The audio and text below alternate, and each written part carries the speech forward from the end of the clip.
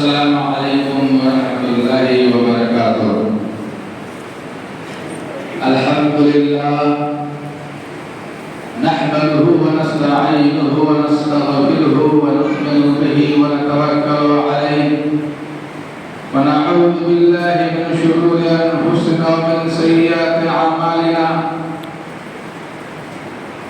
من يهده الله فلا مضل له ومن يضلل فلا هادي له واشهد ان لا اله الا الله وحده لا شريك له واشهد ان محمدا عبده ورسوله اما بعد فان خير الحديث كتاب الله وخير الهدي هدي محمد صلى الله عليه وسلم وشر الامور محدثاتها وكل محدثة بدعة وكل بدعة ضلالة وكل ضلالة في النار۔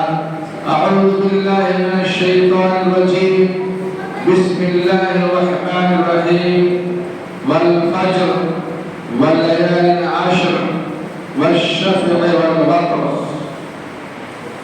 وقال النبي صلى الله عليه وسلم: ما العمل في أيام أفضل منها في هذه؟ قالوا: ولا الجهاد في سبيل الله؟ قال: ولا الجهاد في سبيل الله إلا رجل خرج يخاطر بنفسه وماله فلم يرجع بشيء۔ رب اشرح لي صدري ويسر لي أمري واحلل عقدة من لساني يفقهوا قولي رب زدني علما رب زدنی علما۔ سامعین اکرام، حاضرین مجلس، پردہ نشین ماں اور بہنوں، دینی ملی بھائیوں، بزرگوں اور دوستوں، سب سے پہلے اللہ رب العالمین کی تعریف و توصیف، حمد و ثنا، کبریائی، بزرگی اور بڑائی ہے جو ہم سب کا خالق، مالک اور رازق ہے۔ درود و سلام نازل ہو آخری نبی احمد مصطفیٰ محمد مصطفیٰ نبی صلی اللہ علیہ وسلم پر۔ حضرات گرامی، ہم اور آپ جس مہینے سے گزر رہے ہیں، جو مہینہ ہمارے اور آپ کے اوپر سایہ فکر ہے، عربی، اسلامی اور ہجری کیلنڈر کے اعتبار سے سال کا 12واں اور آخری مہینہ ذوالحجہ کا مہینہ ہے۔ یہ ذوالحجہ کا مہینہ اشہر الحج میں سے ہے۔ اشہر الحج، حج کے جو 3 مہینے ہیں، شوال، ذوالقعدہ، ذوالحجہ، ان میں سے یہ ایک مہینہ ذوالحجہ کا مہینہ ہے۔ اسی طرح سے یہ ذوالحجہ کا مہینہ 4 حرمت والے مہینوں میں سے بھی ایک ہے۔ ذوالقعدہ، ذوالحجہ، محرم اور رجب، 4 حرمت والے مہینے ہیں، ان میں سے بھی یہ ایک مہینہ ذوالحجہ کا مہینہ ہے۔ ذوالحجہ یعنی حج والا مہینہ۔ اس مہینے میں، اس مہینے کی 8 تاریخ سے لے کر 12ویں اور 13ویں تاریخ تک پوری دنیا سے مسلمان جو مکہ مکرمہ میں اکٹھا ہو رہے ہیں، حج ادا کرتے ہیں۔ 8 تاریخ سے لے کر 12ویں اور 13ویں تاریخ تک حج جیسے ہم رکن کو ادا کرتے ہیں، اور ذوالقعدہ کے مہینے میں، ذوالحجہ کے 8 تاریخ تک مکہ مکرمہ میں اکٹھا ہوتے ہیں، جمع ہوتے ہیں۔ دنیا کی گوشوں سے، دنیا کے چپے چپے سے، مختلف ملکوں سے مسلمان مکہ مکرمہ میں اکٹھا ہوتے ہیں۔ یہ عالمی، بہت بڑا عالمی اجتماع ہوتا ہے، اور حج جو دین اسلام کا ایک اہم رکن ہے، جو زندگی میں ایک مرتبہ فرض ہے، اس فریضے کی ادائیگی اسی ماہ ذوالحجہ میں ہوتی ہے۔ ذوالحجہ کی 8 تاریخ سے 12ویں اور 13ویں تاریخ تک، اس لیے اس مہینے کا نام بھی ذوالحجہ یعنی حج والا مہینہ ہے۔ اس مہینوں کے تعلق سے اللہ رب العالمین نے کلام مقدس کے اندر ارشاد فرمایا کہ ان عدۃ الشہور عند اللہ 12 شهرا فی کتاب اللہ یوم خلق السماوات والارض منها 4 حرم، کہ بے شک مہینوں کی تعداد، گنتی، سنکھیا اللہ رب العالمین کے نزدیک 12 ہے، جن میں 4 حرمت والے مہینے ہیں۔ اس کا ذکر قرآن میں ہے، اور سے ہے جس وقت سے اللہ تعالیٰ نے آسمان و زمین کو پیدا فرمایا، اور ان میں 4 حرمت والے مہینے ہیں۔ اللہ کے نبی صلی اللہ علیہ وسلم نے بھی اس سے متعلق قرآن میں بیان فرمایا السنۃ 12 شہرا منها 4 حرم، سال 12 مہینوں پر مشتمل ہوتا ہے جن میں 4 حرمت والے مہینے ہیں، ذی القعدہ، ذی الحجہ، محرم۔ 3 متوالیات 3 مہینے لگاتار ہیں، ذی القعدہ، ذی الحجہ، محرم، اور بیچ میں ایک مہینہ رجب ہے جو جمادی الاخری اور رجب کے درمیان میں واقع ہے۔ 4 حرمت والے مہینے ہیں۔ اس ذی الحجہ مہینے کے تعلق سے، اس کے پہلے عشرے کے تعلق سے اللہ رب العالمین نے کلام مقدس کے اندر ارشاد فرمایا اور والفجر واللیال العشر، قسم ہے فجر کی اور 10 راتوں کی۔ اللہ رب العالمین جب کسی چیز کی اہمیت کو بتانا چاہتا ہے تو اس کی قسم کھا کر بیان کرتا ہے کہ قسم ہے فجر کی، قسم ہے 10 راتوں کی۔ اسی طرح سے کبھی اللہ نے قسم کھائی ہے زمانے کی، والعصر، یہ قسم ہے زمانے کی۔ تو اللہ تعالیٰ جب کسی چیز کی اہمیت و فضیلت کو بتانا چاہتا ہے تو اس کی قسم کھا کر بیان کرتا ہے۔ چنانچہ اللہ نے قسم کھا کر کہا کہ والفجر، قسم ہے فجر کی، یعنی فجر کے وقت کی، فجر کی نماز کی، فجر سے کچھ دیر پہلے کی، فجر کے بعد ذکر و اذکار قرآن مجید کی تلاوت کی۔ اس وقت کی اہمیت ہے، انسان فجر کے وقت میں عام طور سے سویا رہتا ہے، اس وقت کی فجر کی اہمیت کو بتاتے ہوئے اللہ تعالیٰ نے قسم کھا کر بیان کیا کہ والفجر، قسم ہے فجر کی، واللیال العشر، اور قسم ہے 10 راتوں کی۔ مفسرین نے 10 راتوں سے مراد ذی الحجہ کی 10 راتیں اور 10 دن مراد لیے ہیں کہ یہ جو ذی الحجہ کا پہلا عشرہ ہے، ذی الحجہ کے جو پہلے 10 دن ہیں، 1 تاریخ سے لے کر 10 تاریخ تک، اسی 10 دن اور 10 رات کی قسم اللہ نے کھائی ہے، اور 10 راتوں سے مراد ذی الحجہ کے ہی 10 دن اور رات ہے۔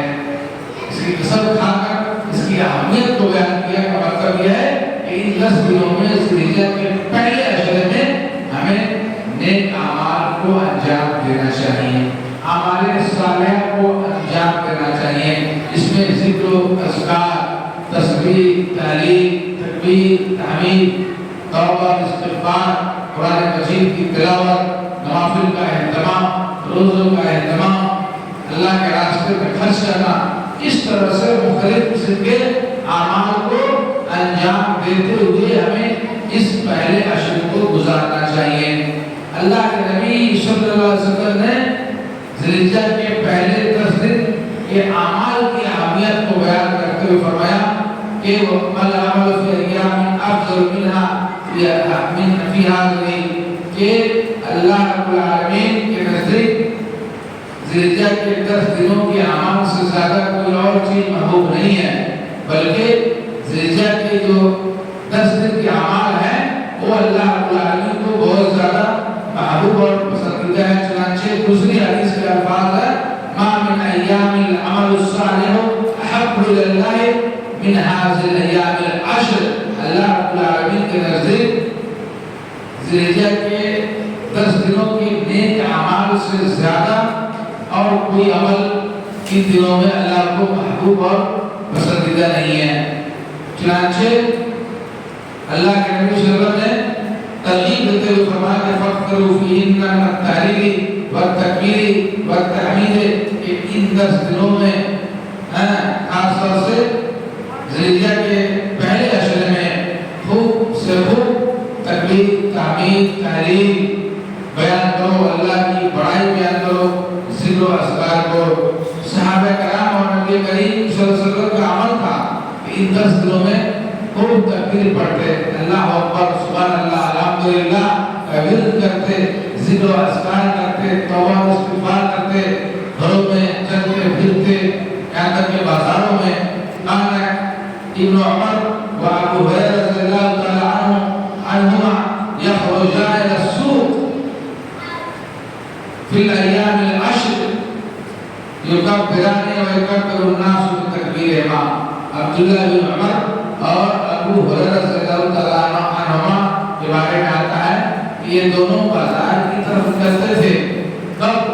ذی الحجہ کی پہلے عشرے میں بازار کی طرف جاتے تھے، نکلتے تھے اور دونوں مل کر تکبیر پڑھتے تھے، اللہ اکبر کہتے تھے. وَيُكَبِّرُ النَّاسُ بِتَكْبِيرِهِمَا، اور ان دونوں کے تکبیر کو سن کر لوگ بھی تکبیر پڑھتے تھے. تو یہ 10 دن عام دنوں کی طرح نہیں ہے، ان میں تکبیر کرنی ہے، تسبیح، تحلیل، تحمید پڑھنی ہے، ذکر و اذکار کرنا چاہیے اور کثرت سے حمد و ثنا بیان کرنا چاہیے، نفلی نمازوں کا اہتمام کرنا چاہیے. اسی طرح سے اس پہلے عشرے میں، ذی الحجہ کے پہلے عشرے میں عرفہ کا روزہ ہے. عرفہ کا روزہ یہ 9ویں تاریخ کو رکھا جاتا ہے. 9ویں تاریخ کو حاجی عرفات کے میدان میں اکٹھا ہوتے ہیں، عرفات کے میدان میں پہنچتے ہیں، وہاں ظہر اور عصر کی نماز پڑھتے ہیں، پھر اس کے بعد امام کا خطبہ سنتے ہیں، ذکر و اذکار، قرآن مجید کی تلاوت، طواف، استغفار میں مشغول ہو جاتے ہیں. یہاں تک کہ سورج غروب ہو جاتا ہے، پھر مزدلفہ جاتے ہیں. عرفات کے میدان کی بڑی اہمیت ہے، اس میں ذکر و اذکار کی بڑی اہمیت ہے. حج کے ارکان میں سے ایک رکن ہے عرفات کے میدان میں ٹھہرنا، اور سب سے اہم رکن ہے. اگر کوئی حاجی عرفات کے میدان میں نہ جائے، نہ ٹھہرے، اس کا حج نہیں ہوگا. کہا جاتا ہے کہ الحج عرفہ، اصل حج عرفہ کا ہے. اور جو حج میں نہیں ہے، جو مسلمان دنیا کے مختلف گوشے میں ہیں، وہ حج پر نہیں گئے ہیں، انہیں چاہیے کہ 9ویں تاریخ کا روزہ رکھے، عرفہ کا روزہ رکھے. اللہ کے نبی صلی اللہ علیہ وسلم نے عرفہ کے روزے سے متعلق فرمایا کہ صیام یوم عرفہ احتسب علی اللہ ان یکفر السنۃ التي قبلہ والسنۃ التي بعدہ. اللہ کے نبی صلی اللہ علیہ وسلم نے عرفہ کے روزہ رکھنے سے متعلق بیان فرمایا کہ اس کے بدلے اللہ تعالیٰ 2 سال کے گناہوں کو معاف کر دیتا ہے، 2 سال کے گناہوں کو بخش دیتا ہے. 1 سال پچھلے سال کا گناہ اور آنے والے سال کے گناہ کو بخش دیتا ہے. 2 سال، 1 سال پچھلا صغیرہ گناہ اگر ہم سے صدر ہوئے ہیں تو اللہ تعالیٰ پچھلے 1 سال کے گناہ کو عرفہ کا روزہ رکھنے کی وجہ سے معاف کر دیتا ہے، بخش دیتا ہے. اسی طرح سے آنے والے 1 سال میں جو ہم سے صغیرہ گناہ ہوگی اسے بھی اللہ معاف کر دیتا ہے، بخش دیتا ہے، صرف 1 دن عرفہ کا روزہ رکھنے کی وجہ سے. میرے محترم دوستو، اس لیے ہمیں 9 تاریخ کا روزہ رکھنے کا اہتمام کرنا چاہیے. عید سے 1 دن پہلے جو تاریخ ہے 9ویں تاریخ، اس دن ہمیں روزہ رکھنا چاہیے. اس کا بڑا اجر ہے، بڑا ثواب ہے. اللہ کے نبی صلی اللہ علیہ وسلم نے فرمایا کہ 2 سال کے گناہوں کا کفارہ. تو کیا ہم نہیں چاہتے ہیں کہ 1 دن اللہ کی رضا جوئی اور خوشنودی کے لیے بھوک اور پیاس کو برداشت کرے، روزہ رکھے، اور اس کے بدلے اللہ تعالیٰ ہمیں 2 سال کے گناہوں کو بخش دے گا؟ تو اس کا بھی ہمیں اہتمام کرنا چاہیے. اسی طرح سے ہم سب قربانی کرتے ہیں، تو اس کے تعلق سے بھی اللہ کے نبی صلی اللہ علیہ وسلم نے فرمایا اذا رأيتم هلال ذي الحجة وأراد أحدكم أن يضحي فليمسك عن شعره وأظفاره. کہ تم میں سے جو کوئی ذی الحجہ کا چاند دیکھ لے، ذی الحجہ کا چاند تو ہو گیا، اور تم میں کا جو شخص قربانی کرنا چاہتا ہے، جو قربانی کرنے کا ارادہ رکھتا ہے، اسے چاہیے کہ اپنے ناخن اور بال کو روکے رکھے، نہ کاٹے. ذی الحجہ کا چاند دیکھنے سے لے کر 10ویں تاریخ تک وہ عیدگاہ جانے نماز پڑھنے تک، عیدگاہ میں جا کے نماز پڑھنے تک 10ویں تاریخ تک کیا کرنا ہے؟ ناخن اور بال کو چھوڑ دینا ہے. نہ بال کاٹنا ہے، نہ ناخن کاٹنا. اللہ کے نبی صلی اللہ علیہ وسلم کی حدیث ہے، اس پر بھی اجر اور ثواب ہے. اللہ کے نبی صلی اللہ علیہ وسلم کی حدیث پر عمل کرتے ہوئے ذی الحجہ کے چاند دیکھنے کے بعد سے لے کر قربانی کے دن تک ہمیں ناخن اور بال کو چھوڑے رکھنا ہے. عید کی نماز یعنی بقرعید کی نماز پڑھنے کے بعد جب گھر لوٹیں گے تو قربانی کرے، ناخن کاٹے، بال ان دنوں میں، ان 10 دنوں میں جو بہت سارے نیک اعمال ہیں ان میں سے یہ خیال ہے کہ ان 10 دنوں میں ہم ناخن اور بال کو نہ کاٹیں، روک کے رکھیں، کیونکہ اس پر پیارے نبی صلی اللہ علیہ وسلم کا فرمان ہے۔ میرے محترم بزرگ دوستو، بہت ساری باتیں قربانی سے متعلق، عید الاضحیٰ سے متعلق آ گئی ہے، بس جو چند ایام رہ گئے ہیں، چند دن رہ گئے ہیں۔ سوموار کو ذی الحجہ کی 10 تاریخ ہے، قربانی کا پہلا دن ہے جسے یوم النحر کہتے ہیں۔